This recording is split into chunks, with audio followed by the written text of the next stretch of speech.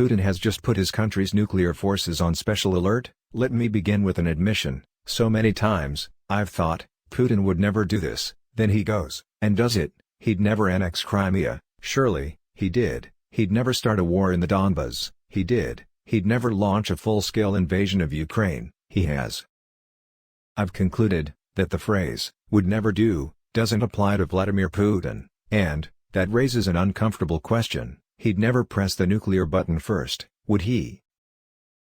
It's not a theoretical question. Russia's leader has just put his country's nuclear forces on special alert, complaining of aggressive statements over Ukraine by NATO leaders. Listen closely to what President Putin has been saying.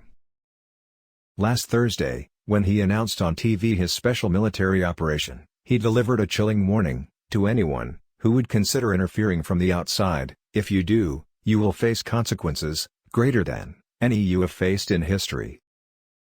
Putin's words sound like a direct threat of nuclear war, believes Nobel Peace Prize laureate Dmitry Muratov, chief editor of the Novaya Gazeta newspaper. In that TV address, Putin wasn't acting like the master of the Kremlin, but the master of the planet. In the same way, the owner of a flash car shows off by twirling his keyring round his finger, Putin was twirling the nuclear button. He's said many times, if there is no Russia, why do we need the planet? No one paid any attention, but this is a threat, that if Russia isn't treated as he wants, then everything will be destroyed. Mr. Putin, pictured watching a missile launch in 2005, could resort to more desperate measures, if his war in Ukraine is perceived to be failing. In a 2018 documentary, President Putin commented that, if someone decides to annihilate Russia, we have the legal right to respond. Yes, it will be a catastrophe for humanity, and for the world, but I'm a citizen of Russia, and its head of state. Why do we need a world without Russia in it? Fast forward to 2022, Putin has launched a full-scale war against Ukraine, but the Ukrainian armed forces are putting up stiff resistance. Western nations have, to the Kremlin's surprise, united to impose potentially crippling economic and financial sanctions against Moscow. The very existence of the Putin system may have been put in doubt. Putin's in a tight spot, believes Moscow-based defense analyst Pavel Felgenhauer. He doesn't have many options left. Once the West freezes the assets of the Russian central bank, and Russia's financial system actually implodes, that will make the system unworkable.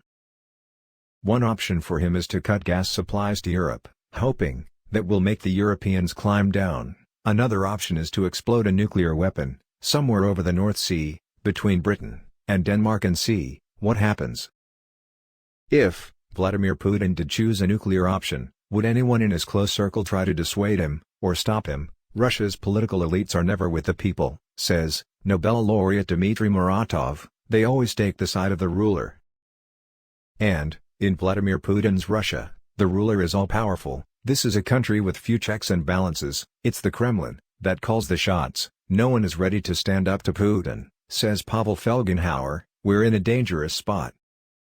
The war in Ukraine is Vladimir Putin's war. If the Kremlin leader achieves his military aims, Ukraine's future as a sovereign nation will be in doubt. If he is perceived to be failing, and suffers heavy casualties, the fear is that could prompt the Kremlin to adopt more desperate measures, especially if would never do no longer applies.